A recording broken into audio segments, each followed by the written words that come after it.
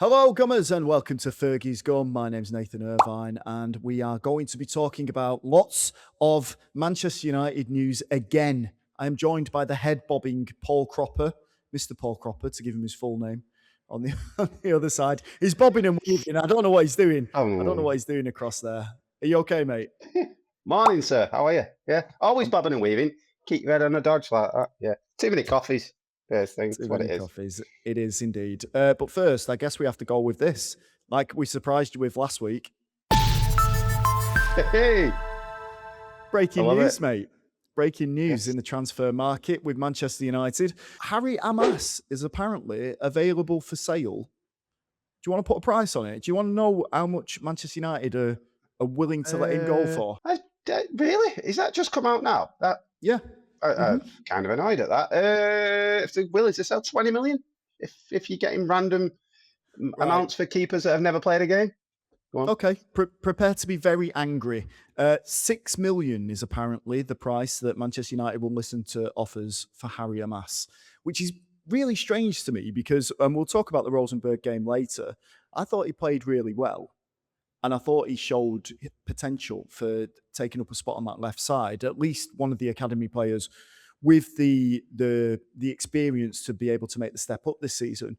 But apparently, United would prefer, according to the Athletic, a permanent move for Harry Amas this summer. 6 mil. That's rubbish, that, Baffling, isn't it? that.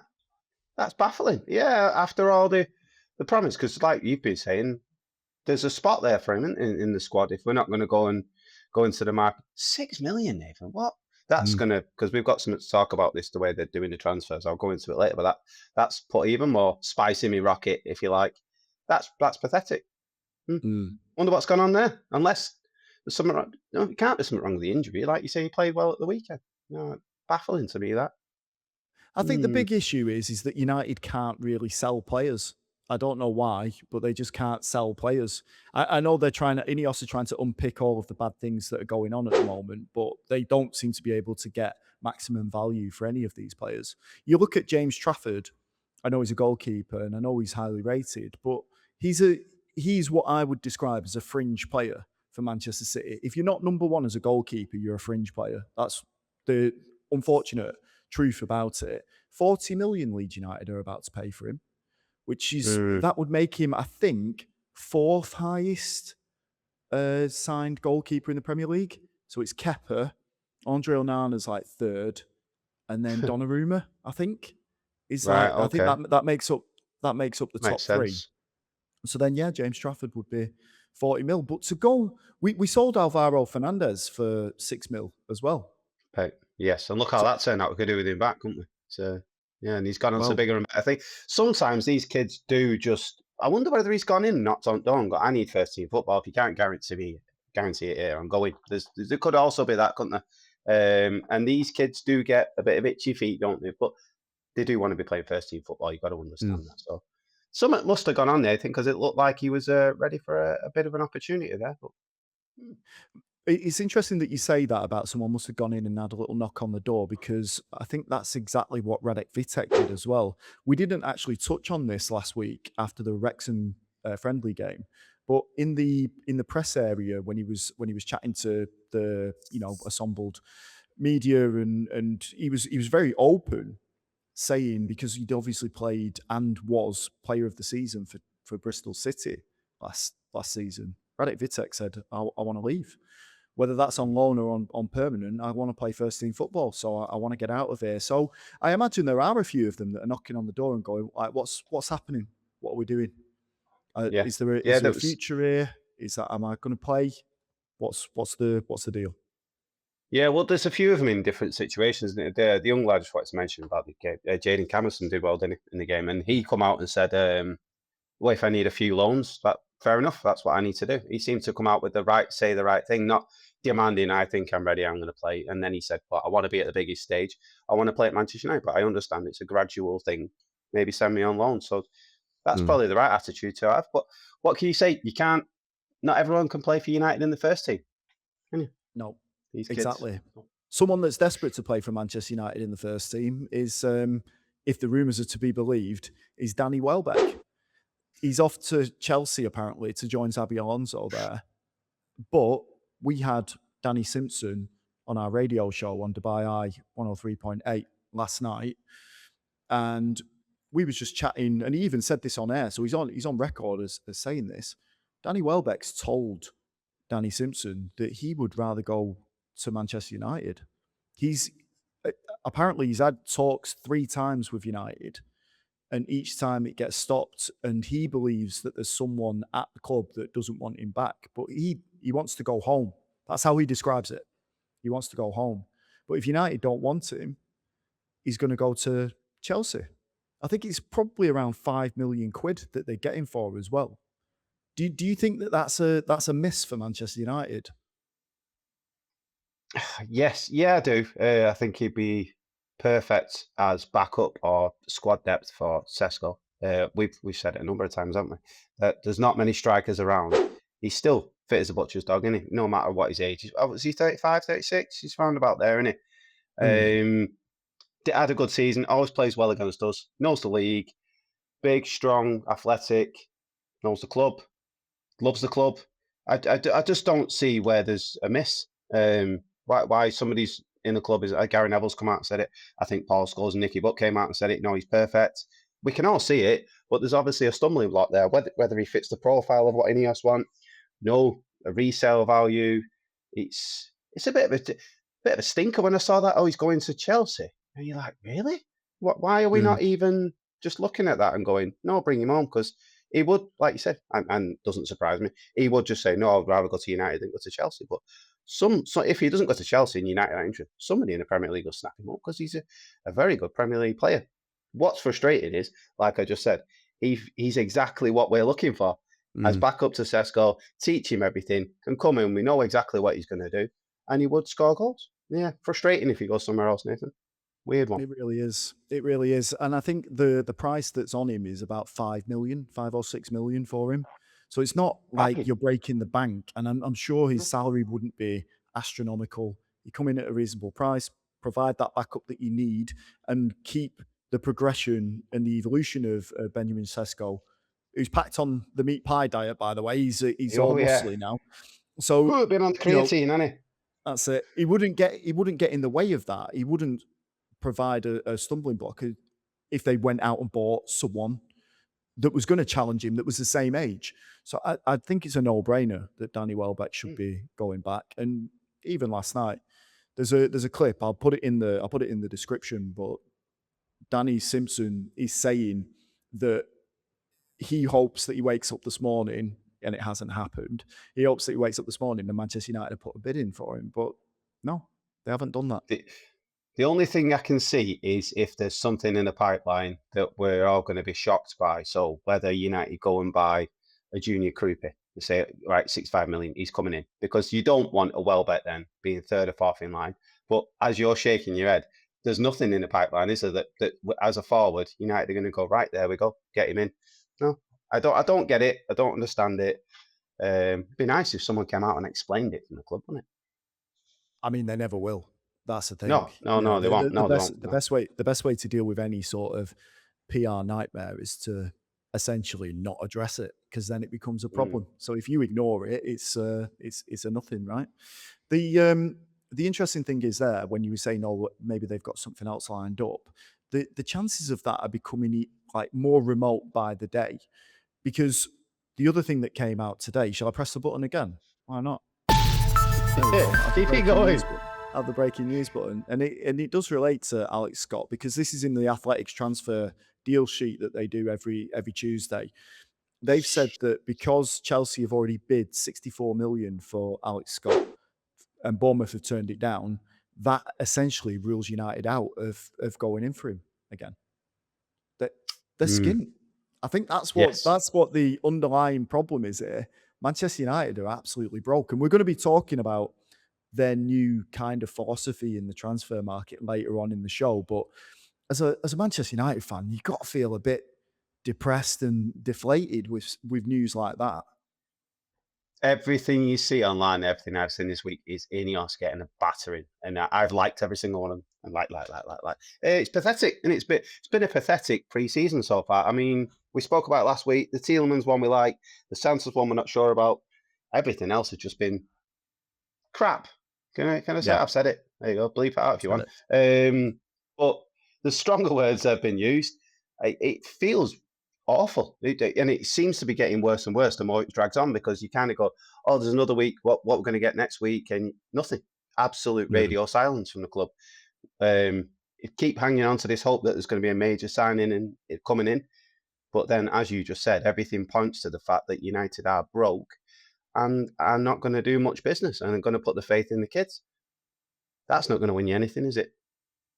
I think the biggest telling point that we've got right now is what happens to Manchester United once Marcus Rashford's future is sorted, because I feel like he's the first domino in all of this where you go, right, okay, he's leaving, so now we've got to get a left winger.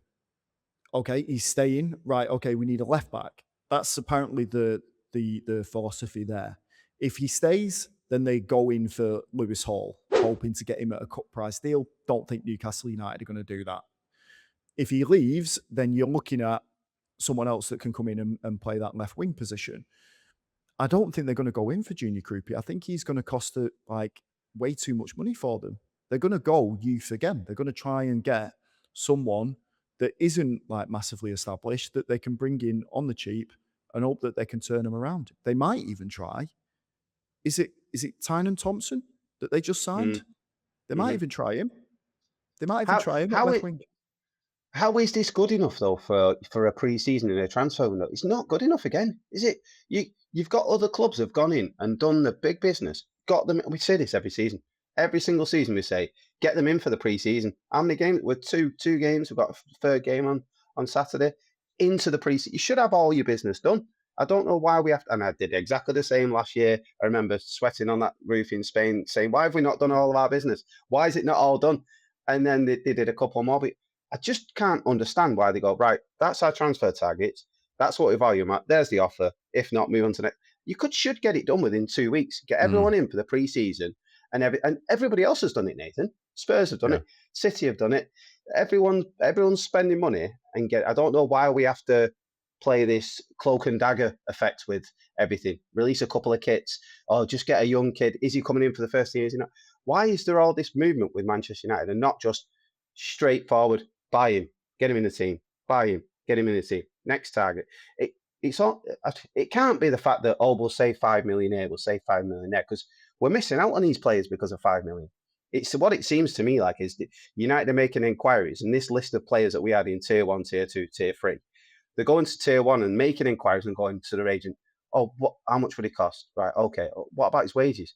Oh, we can't afford that. Right. And they walk away because they won't pay the wages to these top players, which is therefore why we're getting potential and people past the best. We shouldn't, if we're honest with you, Nathan, if we're trying to win a league, we shouldn't really be looking at Danny Welbeck, should we? We shouldn't be. Because he's past his best. We should be looking at world superstar strikers. There's not many around, but we should still be looking at them and bringing them in. But as United fans, we're now looking at just bring somebody in. Just please, anybody, because we need 8, 9 players, and you brought in 2. And we don't know if one of them's good enough yet, do we? So no, it's awful. I feel like it's awful. You say 2.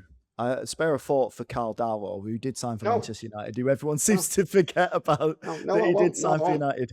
Thompson as well. We paid money for him. That's 4. Did we pay money for him?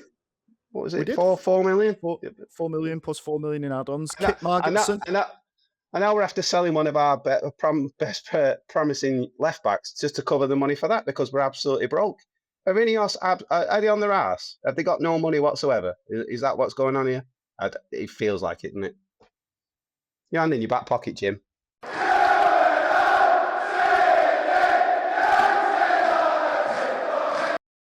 In lighter news, Manchester United won their second pre-season friendly against Rosenborg over in Norway. I think it was playing against their second team, possibly. Is that right? I don't think a lot of their first team were playing, because they're midway through their season. They're 10th in the league at the moment in Norway. but United romped to victory with a 5-0 win. I thought it was a pretty decent performance from the first team lads that we put out there. I thought Joshua Zirkzee goal was superb.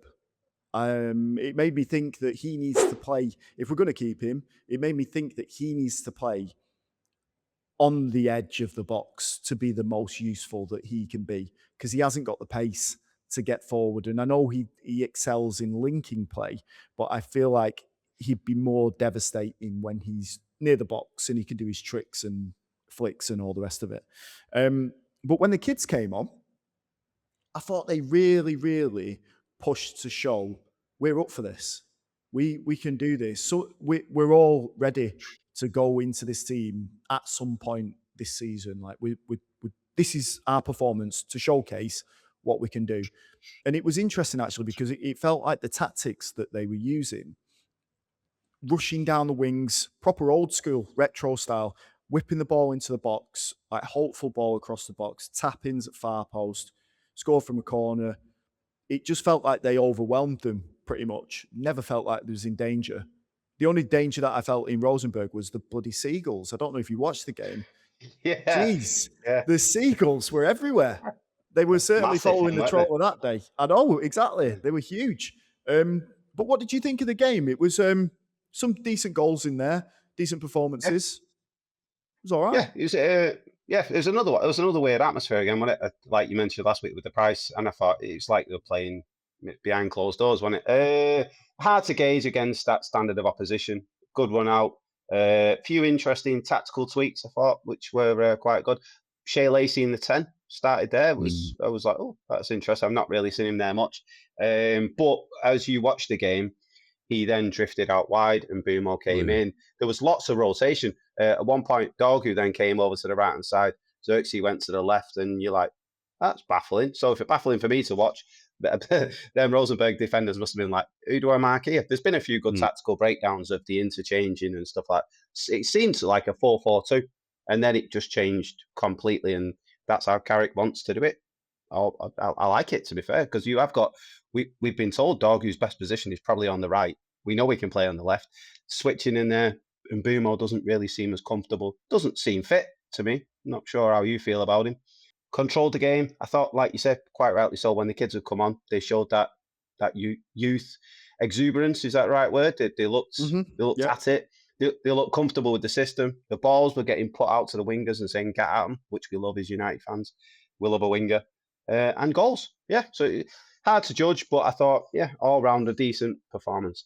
The telling ones are coming up now, aren't they, pre-season wise? Yeah, it's Atletico Madrid this weekend, I think, and then is it Leeds United after that? Yeah, I believe so. There's two big games coming up. I thought out of all of them, I thought it was really good to see Shea Lacey. That goal, he took his goal really well. I think you mentioned on WhatsApp, like why do defenders have such a problem marking people cutting in from the right and scoring on the left? But it's one of those things. It's bamboozling, and he took his goal really well. I think the defender quite literally was like, well, he's gonna try and squeeze it right. And as soon as he knocked it onto his left, it's like, just curl it round him into the back of the net. Yeah, goal. Yeah, He did take it well. And he has got, we've seen it in lots of times in the youth team. And he seems to be the one now that's come in from the youth team and gone, because he's in and around the first team. It looks like they're going to put some faith in the new season. Good. Was there anyone else that you saw there that you thought might get a chance this season? Do you know what? I brushed it off last week, but Chido, I thought when he come on, he looked as if he sorted his first touch out, and he seems to be, instead of holding on to it too long, he seems to be like, take a touch, spread it to the winger, get in the box. He did it 2 or 3 times. Harry Mass was another one. A few of the youngsters, the centre half, I thought he looked good as well. He's the Maguire regen. Dan Armour. Yeah. I thought he as well. But they have looked good, haven't they? And they will do against opposition like that. And they have been doing well. They've all been playing together well. Danny Simpson, when he come out, I thought he looked quite promising as well. But yeah. I thought Jacob Devaney looked okay as well. I know he scored a goal close range. He's another one that post-match, when they was doing the interview, I think it was either before the game or it was after the game, but he told the media again, like he wants to play first team football. Mm. And there are some people behind the scenes that think quite surprising for us because he's not the ones that takes the headlines, Devaney, but apparently he's one of the ones that is really pushing, and it's he might break through to the first Right. team this season. I don't know Jaden enough of Camerson. him. Sorry. Yeah, No. Camerson No. as well. Yeah, but I Yep. don't know enough of Jacob Devaney to pass judgment. I know the Fletcher brothers. I know Jim Thwaites. I know Sekou Kone, but Sekou Kone is apparently going out on loan again, which is why he hasn't been travelling. But Jacob Devaney could be an interesting one to watch this season and see what happens with him. I completely agree with you what you said about Chido Obi. It looks like he'd learned how to play that position. I think when he's coming up against bigger opposition, I think he needed to be a bit more switched on in what he does with the ball. So it can't just be keep hold of it. Because when he was coming through the youth system, he's bigger than all the other players. So he was Yes. he was Exactly. easy like to storm through. It was no problem at all. But I feel like he has learned. I feel like whoever's been doing the striker training, the attacking training since Carrick took over, I feel like they've chiseled off the edges, and he does look a bit more of a complete player now. Um, another player that I thought looks really good, and he's someone that we kind of forgotten about, is Toby Collier. Mm. I thought he looked decent. He's one of those players. Do you know when last week or the week before we were talking about Nicky Butt being overrated, underrated? I feel like he's that type of player. I don't think he's the type of player that's going to score you 10 goals a season. I don't think he's going to be getting many assists with forward passes and stuff like that. But I think he can do the dirty work really well. And I think as a squad player, I think he could be a really good option. United Really. again, they'll probably sell him for 5 mil, Yes. and Yes. he'll end up I going to think Wolves. I think they will sell him. I think there's a few of them kids, like well, we just said Harry. If they're willing to sell Harry and Mass, there'll be a few more of them lads are willing to move back. The issue they've got them lads now is they're all kind of like Jacob Devaney. There's 19, and then when you get to 19, 20, 21 at a push, if you're not in the first team and you're not starting, you have to move on then. You have to go. 20 is around about the age where the club will look at it and go, is he going to start for Manchester United? And if not, then you do have to move these kids on because it's not fair on them just to have them around in the youth team. It's just not fair. They need to go and make a living. They need to go and flourish. And it's like watering plants. And if you don't, they'll just die off and the careers will be Yeah. dead. So you have to let them move on. And that's the way it is, unfortunately. Like I said earlier, not everybody can play for Manchester United in the first team 11, and you just have to accept it sometimes. You just reminded me actually when we're talking about are they going to flourish? They're at an age now, these academy players, where they probably need to move on. But we had Hassani Al Joffrey on, who used to play for Manchester United's youth team. I think he went back there to do coaching maybe a few years ago. He's been around different teams. He had a decent career himself as a centre back. I think he played for Bolton, played for a number of clubs up in Scotland as well. But his son is Sonny Al Joffrey, who again centre back coming through the academy at Manchester United, and hasn't he actually told us at the time that he was offered another deal to stay at Manchester United. They wanted to give him another deal, and he asked the difficult question. He said, "Am I going to play?" And United couldn't give him a direct answer. Like they couldn't say, "Yeah, you're going to get first team action this season." So he's like, "Do you know what? Difficult situation for me, but I'm going to leave." So he left without a contract. I don't know where he is now. Actually, don't know who he signed for. He was at Notts County in last season on loan. But 21 years old, you've got to be playing. You have to Yeah, be it's that playing. age, isn't it? It makes you wonder why these lads like Chido Obi, Aidan Heaven, Tyner Thompson are coming to United. They must be promising them first team football. So if they're promising them lads first team football, why are they not promising the likes of Collier, Harry Mass? Why are they not? Do they just not think they're good enough? Is that what it is? Are they lining up bigger replacements in their positions? It's a strange old business, isn't it? Well, I think with the Collier one, he was ahead of Casemiro for a long time. I know it's well documented Mm. that Cas was actually giving him advice on what to do in games, and he was a model professional. He wasn't like saying, he wasn't like, oh, throwing his toys out of the pram. I should be playing. I'm on 350 grand a week. Get me back in there. He was actually taking Collier under his wing, and I think he got pushed out of the team. and he never quite got back into it. And then he went out on loan. Did he go to Hull? Got injured, Yeah. or West Brom and got injured, and then he came back. But I think he can still do a job. I think he can still do a Okay. job. But Look good one at thing weekend, didn't he did look good, and you need squad players like that around that aren't just going to play every week, but they are youthful. They are going to be getting more experience. They are going to be coming in and doing a job when they need to. So I think Collier's that type of player. Love to keep him at the club. I think you have to, because otherwise you're buying that type of player to come in and sit on the bench. Quick question for you. he? Diego Leon, is he dead? Yeah, what's happened to old spam legs? Yeah, I've got no idea. Yeah, we've not heard anything about them. A few of these kids, this is why, like the Thompson deal, I was a bit like, is he coming in just to be another one of them that disappears? I don't know. No, not heard anything from him, Nathan. Whether he's injured. Have you tried the old Googleage?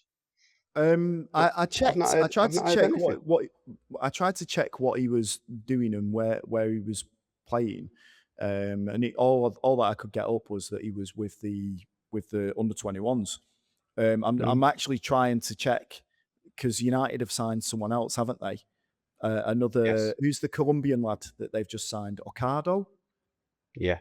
Yeah. Centre another s- midfielder. yeah, another South American that's coming into the club, and you must look at Diego Leon and go, hang on a second. Am I going to play there? Move to Manchester, uproot your family. He's a young lad. He actually said, didn't he, during his first interviews with, I think it was Paraguayan TV, he said, I'm not going to Manchester United to sit on the bench. I'm going there to play. So, Mm, when we heard that, we was like, yes, go on, lad. yeah. But Where are you? maybe he just meant play somewhere else. I don't know. Yeah. Or play paddle. This is what happens. Some of them get swallowed up by the machine that is Manchester United, don't they, and get spat out. But we don't know, do it? We don't know where he is. I'd like to see this first team squad announced for the season.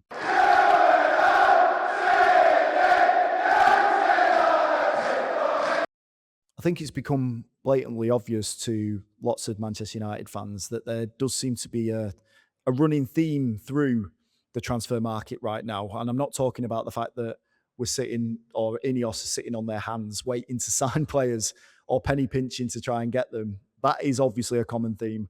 But they're buying youth players. They're buying lots of young talent, and they're hoovering up quite a few players right now. They've got Danny Thompson, who we've talked about previously, got him from Spurs, 4 million plus 4 million in add-ons. Kit Margetson signed from Swansea, compensation deal. He's a Wales international, Wales under 21 international Mm. goalkeeper. Signed him yesterday. And then I don't know if you saw this news last week, but David Eze and Karim Kassim from Manchester City's youth academy, two 16-year-olds. United have also got those boys as well. Those two would constitute pure profit if they was to sell them on. The other two, not so much. But have United changed their philosophy in terms of what they're doing in the market right now? Are they building for the future and creating a financial safety net for themselves? Or are they using this new approach to basically line the pockets of the shareholders and the Glazers? I don't see it as a focus as these kids are going to be in the first team in the next 5, 6 years. I don't think that's what they're thinking. I don't. I think they're looking at it as if it's a money making game, and like you said, the shift has gone to let's focus on the kids to be able to sell for profit, and that's not a big club mentality, is it? That's not something a big club does. A big club goes, let's make sure our first team is challenging for the Champions League and the Premier League first, and then let's try and make a bit of money later on. It's a model. It's a model that we've seen from other Premier League clubs, Brighton, Bournemouth. Uh, they stand out, to be fair. And Chelsea, that's you could even throw Chelsea in there right now. you could throw Chelsea in there, Nathan, but they've still spent 1 billion, haven't they? They've still Hmm. spent ridiculous amounts of money on players. I've just seen that they've spent. When you mentioned earlier about United, we're not able to sell players because we haven't got a club like Chelsea buying them. The City have sold what 8 or 9 of their youth products to Chelsea for about 500 million. We haven't got that. We haven't got the lads from over your side of the world coming in offering 100 million for 20 million pound players. United haven't got that at all.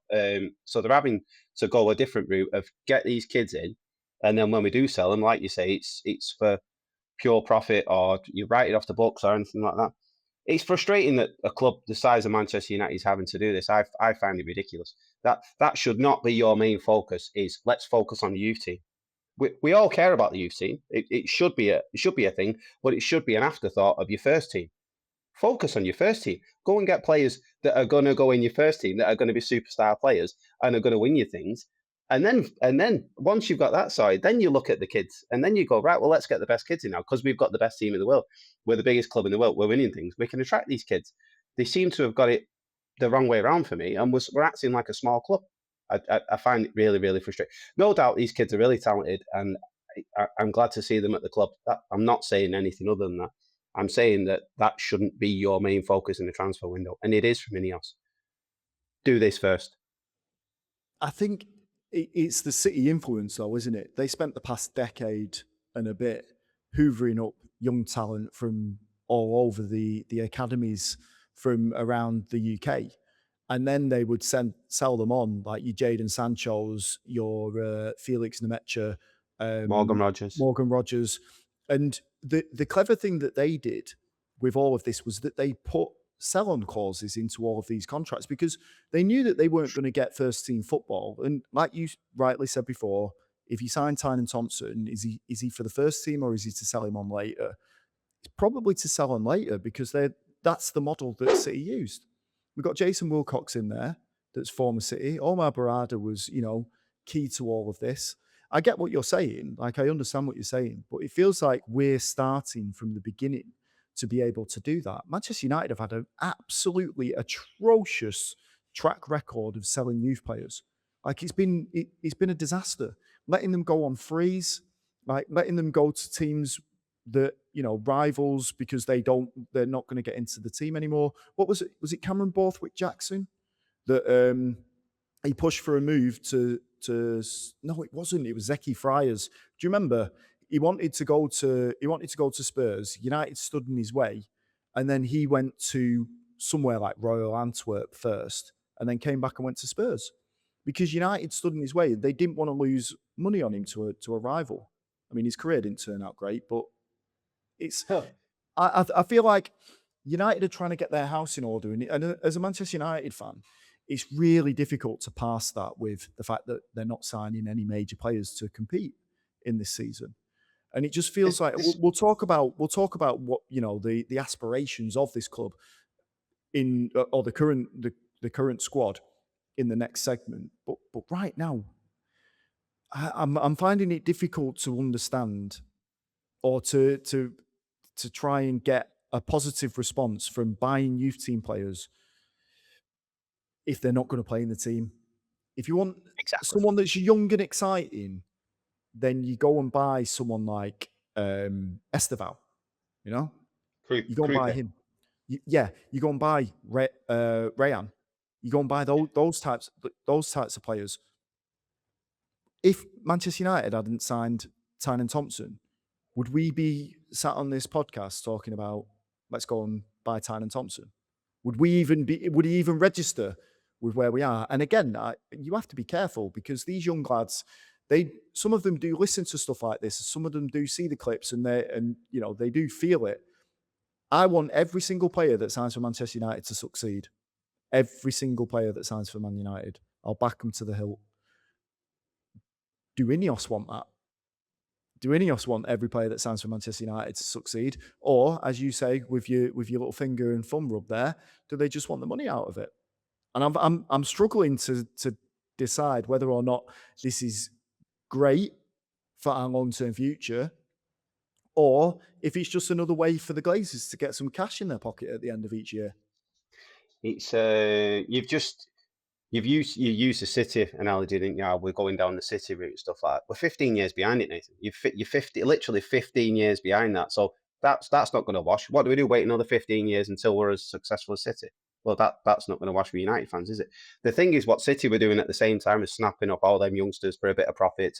They were ahead of the game because they were ran properly. They also went and bought De Bruyne, Bernardo Silva, David Silva, Aguero. They went and bought superstar players to make sure that their first team was right, so they could attract these kids, so that then the whole club as a brand built together, and then the youth team followed behind it in the same way. Oh, that's what I'm saying. Your first team has to be the priority, and if your first team's winning things, the whole club then moves up with it. You don't bulk up the youth system and then be all right. In 15 years, we're going to have a first team. That's not good enough. No, you can't. We haven't got the patience, or we haven't got the time, because City will then be another 30 years ahead of us because they've just run better and they're investing more and they will pay for proper wages to proper players. That's not where we're at as a club at the minute. And as a United fan, you get more frustrated and more frustrated when they say, "Oh, another kid's coming. Oh, another kid's coming to the youth system." And you're like, "All right, okay. Well, when are we going to sign a striker? When are we going to sign a left winger? When are we going to sign a third midfielder that we need? We need a left back. We need a right back." I keep saying it every week. But we brought this lad in to play on the left wing for the under-18s. So good luck to the kid. I hope he flourishes and does well as a footballer. But as most of us know, he probably won't play 5 games for United in the first team. We all know that. So that's what really gets to us, is the fact that don't put him in front of us and go, "Oh, we've signed another. It's another signing." So no. We're not daft enough to think, well, he's going to start for United, because he's not. He's just not. And this is why we're all crying out of, have a proper transfer window. We've done it over and over again. Qualify for the Champions League, and then the owners let us down. And once again, it's happening. This new model, for me, is only going to help us out in 15 years' time, when we're all saying we've not won the league for nearly 40 years. Ridiculous. I mean, that's a sobering thought, to think that that's how long it would take. I think, to give a tiny bit of balance to that, if United can't bring money in through transfers, having been so poorly run by the Glazers in so long, they have to start somewhere, and they have to start with this type of. We've been able to sell players, but I'm having this difficulty. I'm stretching myself like this way and that, because fantastic, great. You have to do this. You have to bring young players in. You have to be able to sell them for a profit. But then at the top of this show, we just talked about potentially letting Harry Mask go for 6 million. So what's the? I don't understand it. If you bring in Danny Simpson in for 4 million plus 4 million, for example, right? Doesn't work out next season, and you get 10 million for him, or 15 from a lower club, Burnley, something like that. Yeah. Then what? Pennies. It's pennies, Exactly. isn't it? You're at the biggest. You're the owners of the biggest club in the world. You're the biggest club in England, and you're penny pinching. I'm sick of hearing. I'm like, we're balancing the books. We're sacking this. We're doing. I couldn't care less. I couldn't. You get us some players in that first team that can win us the league. That's all I care about. That's literally do that. We need to do this. We've sorted everything out with the final. I don't care. You've put us in that much debt, and we're still 15 years behind the champions. It does my winging, Nathan, talking about balancing books. Like all those fans are accountants, and we care about you making 50 million profit. We don't care. We care about winning trophies and being successful and shutting them blue neighbours up and winning something. So that's literally all we care. But Ineos, the Glazers, all they care about, it seems, is lining their own pockets. And then you've got Michael Carrick, the manager, coming out saying, "Oh, we're happy with this, where we're going." Wilcox is coming out saying, "We don't want these superstar players. We want teams that are challenging for trophies." Prove it then. Go and sign some players that can win you trophies, because the players that we're linked with, the players that have come in, they're not going to get us top 4. These other clubs are pulling away from us. Chelsea are pulling away from us now in the transfer window. You can just see it happening, because they're having a serious go. Look at Real Madrid as an example. They came second last year, and look what they've done in the transfer window. They've just gone, boom. This is our big club acts. They're not going on about lads that they bought for 8 million and put in the youth team, are they? They're going, no, we're buying serious Champions League players, because we're going to have a good go next year. That's how a big club acts. They don't care about finances. They're not on about balancing books. They're going, no, we just bought Diamande for 100 million, even though we've got Mbappe and Vinicius Jr. We've gone and got Denzel Dumfries, and we're going to stick him right in there. They bought a brand new back 4. That's how a proper club acts, not selling one of the best youth lads for 6 million and then replacing with a left winger that might play one game for 8 million. And then buying a centre midfielder we're not sure about, and one lad that you found out we can get him on the cheap. Let's get him in. He's good. Yeah. pathetic, absolute pathetic window so far.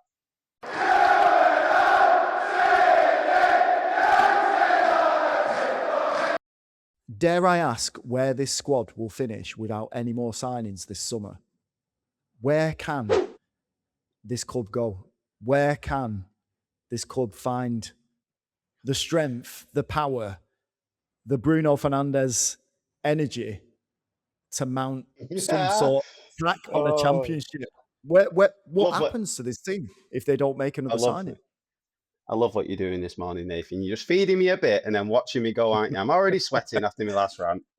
I just need to. I'll just nip off. I set you going, and then I can go and get some breakfast for the next 10 minutes. Honestly, I've had to open a window. I'm boiling now after that. If United do not sign another player now for the first team to come in, eighth, sixth to eighth. I think that's where we're at. Michael Carrick did very well with what he had at his disposal last year, didn't he? But you have to kick on because everybody else kicks on. The style of play he put in at the weekend, you kind of go, yeah, I like that. I love what Michael Carrick did. Bruno Fernandes obviously elevates us a few levels, doesn't he? And we're hoping that Bruno Fernandes has another season like he's shown. Because if he doesn't, we're knackered. So you're putting a lot of your eggs in that one Bruno Fernandes size basket there, aren't you? And Bruno doesn't look fit, doesn't seem like he's firing. Had a dismal last 4 months to the season, didn't he? We've still got Joshua Zirkzee playing. He looks like, well, I thought he would have moved on by now. Sesko's not fit. Looks huge. Can he run? Is he injured? Injured. Is he slow? Will he come back like Lukaku did and can't run? Is he going to score 10, 15 goals next season? Because that's a big ask. That's a big ask. We've still not brought in another forward. We've got Marcus Rashford. We don't know what's going on with Rashford. Cunha, he's come back. A good positive from the weekend was Dorgu. I thought Dorgu looked sharp, and he has. But 6 months into last season, I was saying, well, Dorgu's not good enough, is he? And then he just exploded, didn't it? So we're relying on a Dorgu to explode to do what? To win us the league? To get us into Champions League? We brought in 2 centre midfielders, as I've touched on. One is an unknown. One we know he's Premier League quality, and Tielemans. What happens if he gets injured? 29-year-old. What happens then? Because have we got Kobbie Mainoo and Toby Collier? Is that going to be our centre midfield? Because that's not going to get you in the top 10. Centre backs. Most of them are injured, aren't they? Aiden Heaven and Maguire. Is that going to be our starting partnership for the season? Maguire had a decent season last year, but it's not going to go. Still need a left back, and we're still looking at Abdallah at right back, aren't we? And we go from there. You tell me, Nathan, where does that squad finish? What's your thoughts? I think the current squad could get top 4. I think they could get top 4. But do you know what I think though as well? I think that's what Ineos are planning as well. They want Who's scoring you the goals there to get you top 4? Sorry to interrupt you. Who's scoring the goals? Are you completely reliant on Bruno again? Exactly. It's not good enough. There's not enough goals and there's not enough clean sheets in that team for us to get anywhere near the top 4 as far as I'm concerned. It still needs 6 players. We've lost half of our team. I think the dangerous thing is that Chelsea have no other European competition to play this season. So they're the ones that are going to be mounting a title challenge. And they can afford to do it in the right way. I know we talked about this before. United have been blown out of the water in terms of who they can buy. We're further down the pecking order than we thought we were. I heard on the grapevine that all has been calm this summer behind the scenes, apart from that week that Fernandes went to Spurs. I think that it was chaos, apparently. That was the kind of shock that they weren't prepared for. They thought it was done. They thought it was easy, no problem. We'll get him. This is the price. And they thought it was over the line. And then he came out. Spurs gave him more money. And it turns out he didn't want to play for Manchester United that much. He just wanted to get out of West Ham. Yeah. So, it's fine. Like, I get it. And I know that players do stuff like that.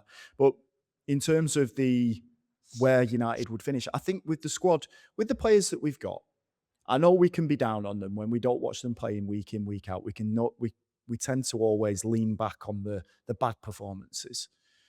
But when it did come together last season, I think they looked good. I think United did look good, and I think the formation and the changes that Michael Carrick had done with the squad, I think it got more out of the players. I think what you need to get back into top four again, which is what I think Ineos are keen to just do every season, top four, top five, whatever gets them back into the Champions League, so they don't miss out on that money.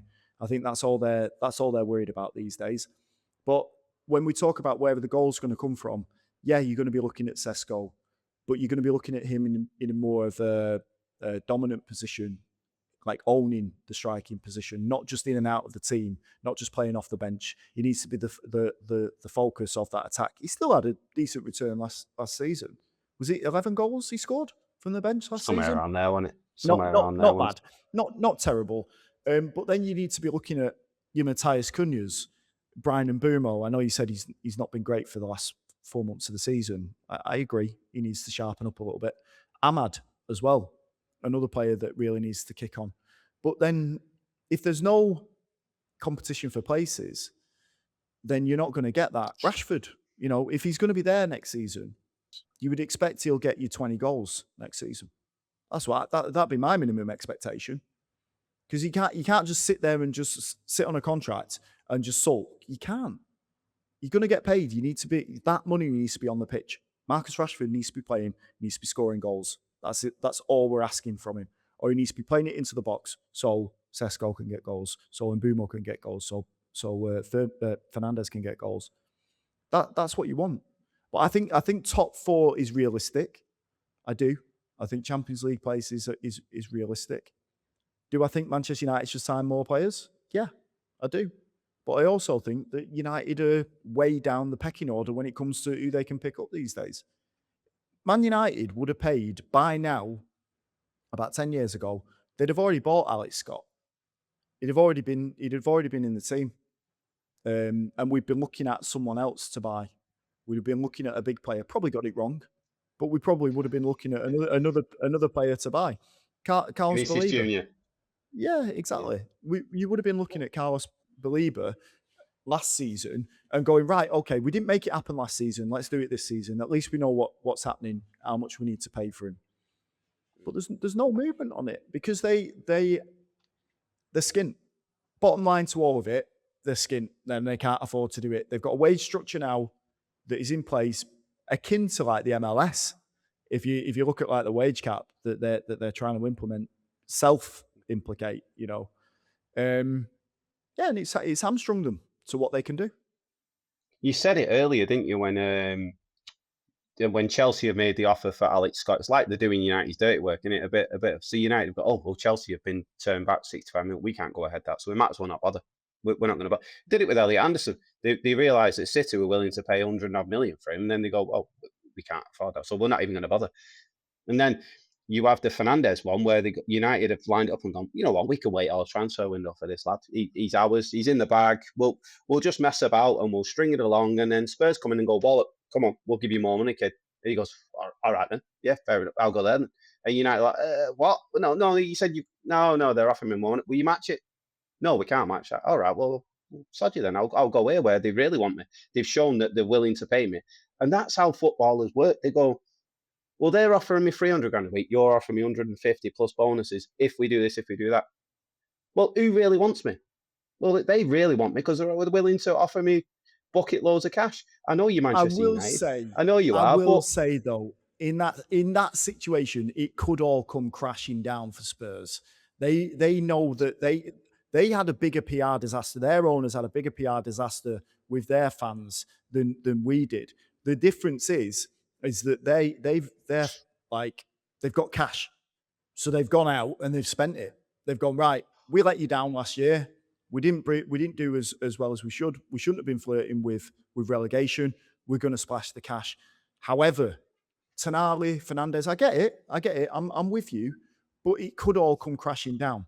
Once you build that structure, if you're not performing after that, Matheus Fernandes scored a good goal in training.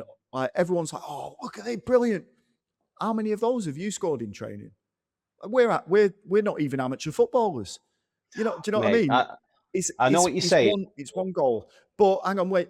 But these lads, we don't know that it's definitely going to work. Yes, they're showing ambition. I get it. But they have broken their wage structure to bring these players in now. And it could all come crumbling down. Yeah, but they're having a go, aren't they? If it does go, Yeah. if they finish top 10, at least their fans will go, you know what? We had a go in the transfer window. At least we showed something, a bit of, well, go and get Tonali, go and get Fernandes. Spurs could have sat back and gone, we've got Bergvall, we've got Maddison coming in. You know what? Let's just see how we do next year. They haven't done. They've come in and gone, let's have a good goal this transfer window. They brought in defenders. And that's, as a club, as a fan, all you want is your club to have a go in the transfer window. At least show some ambition. And what we're doing here now is comparing Spurs to Manchester United. There's no comparison in club size. You said Spurs have got money. They've finished, 16th and 17th the past 2 seasons. We've just got Champions League football. There's literally no comparison in the clubs if they both got in the Champions League. United are massive compared to Spurs. I understand Spurs have got the NFL. I understand they've got a new stadium. They've got all this. There's still no comparison to where Manchester United stand in world football. How are Chelsea outspending United? How are City outspending United? How are Spurs outspending United? It's pathetic.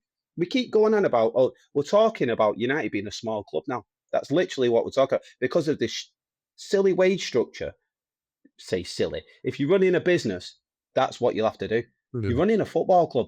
You're running a football club that is there to win things. We're not here just to, we want to make top 4. No, that's what Spurs do. We want to make top 4 and stay top 4. You're at Manchester United. Look at Real Madrid. Look at the biggest clubs in the world. And you have to be judged on winning things. Under this ownership, we're going to win absolutely naff all because they're showing no ambition. Now you get into the main point because, on the pitch, in terms of trophies and things like that, you can absolutely say that Spurs are not in that league at all. But then when you look at the ownership that both of those clubs have got, that Manchester United have got, we've had the Glazers for the best part of 20 years, we've got Ineos in there now, Ratcliffe and Ineos, they're still not going to overspend on stuff. And they've still got shareholders and they've still got money that they need to make from Manchester United as well. Is it the Lewis family that owns Spurs? They basically just went out and just went, right, okay, we haven't had a big summer of spending. Here we go. Let's do it. But United can't do that. They cannot. They're still, is it 800 million in debt? They've never once spent a single penny on servicing that debt. Not a single penny of their own money, the Glazers, but they've lined their pockets every single time. And I think that's the issue. Going back to my main point, I still believe United have still got time in this transfer window to try and do something different. I think if they don't, I think they'll still achieve a Champions League position. I think they'll still finish top 4, top 5, however many points or places we get next season. I still think they'll make the Champions League. Is it good enough? No. Do you want to have aspirations to win the league? Probably, but I think we're probably a season too early for it as well. I think the best that Manchester United can hope for is a good cup run through to the last 16 of the Champions League, a good cup run, maybe even winning the League Cup, and that's about it. Top 4 as well with the current squad. This current squad will get embarrassed in Champions League. Guarantee you that now. Without any reinforcements, we will get passed around like that. I just don't see it. I don't see how Aaron Maguire, Aiden Heaven, Luke Shaw, Diogo Dalot, he's good enough in that Champions League. I just don't. And then you look at the centre midfield, and then you look at the forwards. It needs so much, and frustrates the life out of me that they're not going to get it though. They're not going to get it though, are they? Every year, I've said this every year since Jose Mourinho was a manager. Have a proper transfer window. Go and do it properly. And Ed Woodward, I kept giving him some stick on this podcast, and he didn't know what he was doing. We've now been told that we've got people who know what they're doing behind the scenes. Show us that you know what you're doing then. Because bringing in Tielemans and Santos, so far, I keep putting the other 2 lads to the side because I don't feel like they're coming in as first team players. These 2 lads are. If that's your transfer window, plus 1 more, maybe? Is that when's the season start? 3 weeks? Yeah. Why is it not done? Why is it not done? Why do we have to be like, we've got the last 2 weeks to go in there? I tell you why, because they're busy pushing 2 new kits in our faces. Spend your money here, spend your money in there. No, get us some proper players in, please. I keep saying the same thing over and over again, but it's a running theme. Manchester United, the last 20 years, will not do a transfer window, right? They'll spend the money to get in the Champions League. They won't spend enough to actually do something in the Champions League. Idiotic. It is idiotic. I think it's best to put this entire entire show to the sword right now. I think it's good to end it because you're getting redder and redder, probably more red than that shirt that's behind you. And I don't want you to have an aneurysm right now, especially not on Jim Ratcliffe's watch. So I think basically to be optimistic about what we've currently got. Danny Simpson was saying last night, Youri Tielemans, he'll walk into there like a grown man and he will lift the standards of every single player in that dressing room because that's the type of player he is. He's apparently he's top player and first in, last out of training, and he demands the same. What he demands of his teammates, he does. He shows by example, Ronaldo-esque. He really wants that. So Tielemans, not got a problem with him at all. I think he'll be absolutely fantastic. Andrey Santos wants to play for Manchester United. Got no problem with him at all. He'll be fine. There was one interesting thing, and I'll drop this little nugget of information that I got last night. But I want to say there's more than one defender that currently plays for Manchester United that Johnny Evans is now their new hero. And do you want to know why? Because these lads have never done the basics of defending. And that's what Johnny's teaching them. And they can't believe it. Honestly, I swear to God, they've been at the club for a little while. These lads have not even done the basics of defending. And this is from previous teams as well, where they've been previously. But clearances on left foot, clearances on right foot, playing it into the channel, like tackling. These little Body basic position. things these little basic things that defenders that me and you would take for granted, that I guess like back in like Steve Bruce's day, Gary Pallister, all of these, like the very basics of defending, clearing the ball. They've never done it. And now Johnny Evans is like some sort of like genius. He's great. Johnny's great with the players, like, but they didn't understand. What? You do that? You play it this way and you play it that way. I won't name him because it's a little bit embarrassing, but that's mental. But it's good to see that they're having an effect. And it's one of the reasons why the midfield is working so well. Because Carrick's in there and he's going, rondos, here we go.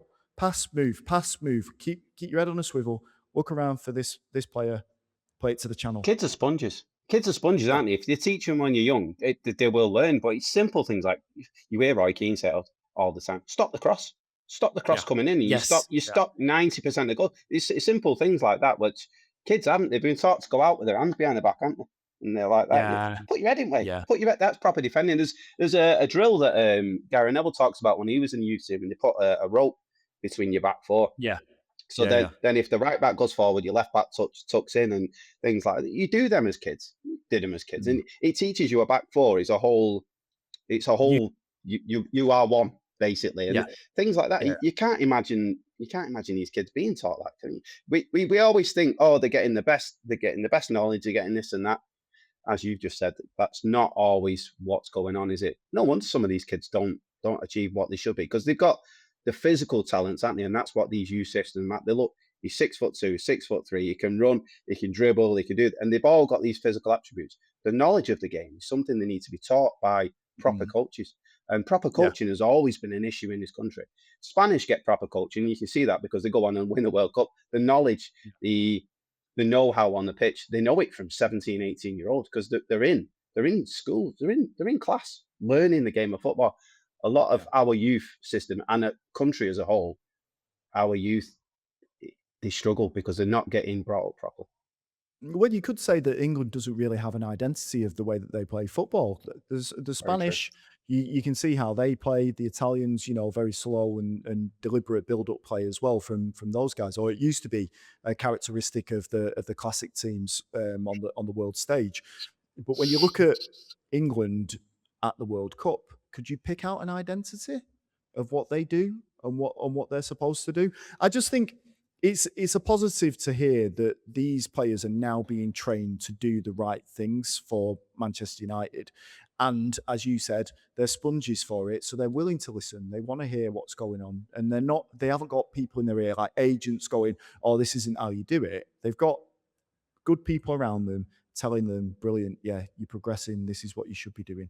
And I think that's more valuable than anything. I think that's way more valuable to these players than any sort of like outside training or outside like talk from third parties, from like agents or from parents, brothers, sisters, whatever it is. But the main thing for me when we talk about this, these players, especially defenders and goalkeepers, we're not watching ball playing goalkeepers anymore, are we? Because it's gone. It was a fad that's gone. It's the same with these ball playing centre backs. You've either got it or you don't. Some players can bring the ball down. Rio Ferdinand, Rafael Varane, even Harry Maguire can do it. Cultured, bring the ball out, play a pass. There was a period where that's all defenders were being taught, and these ones that I'm talking about at Old Trafford, at Carrington, sorry, that's what they've been trained on. So they didn't know, like, oh, just clear it. Bring it down on your left, out with the right. Do you know what I mean? It was all like, bring it down, then dribble past two players, then, try and play a neat triangle with the goalkeeper. Yeah, it's ridiculous. It's ridiculous. Anyway, that is the end of the show for another week. Do like and subscribe if you are watching it on YouTube. I'll say that again. Do like and subscribe if you're watching it on YouTube, because obviously it really helps us. And also, I've noticed that we had a swell, I would say, a swell in subscribers over the last couple of days. Yeah, over the last couple of days, which is good. It's only minor in the grand scheme of things, but it's big for us. And you got recognised in a supermarket, didn't you? Welcome. I was eyeing up a couple of cans of Stella, and I heard someone going, "That's him from the podcast." There's turn around, pal. There we go. And I went back, and then I went back to the focus, the important stuff of picking what beer away. Yeah, good. You signed a can. Up the gummers. Handed it over to him. Yeah. 20 quid an autograph if you want one from Mr. Paul Cropper. We'll get it sent to you. Right then. So that's us for another week. Atletico Madrid at the weekend. We will be back after that to talk about whether we saw something new and whether we've got any new signings.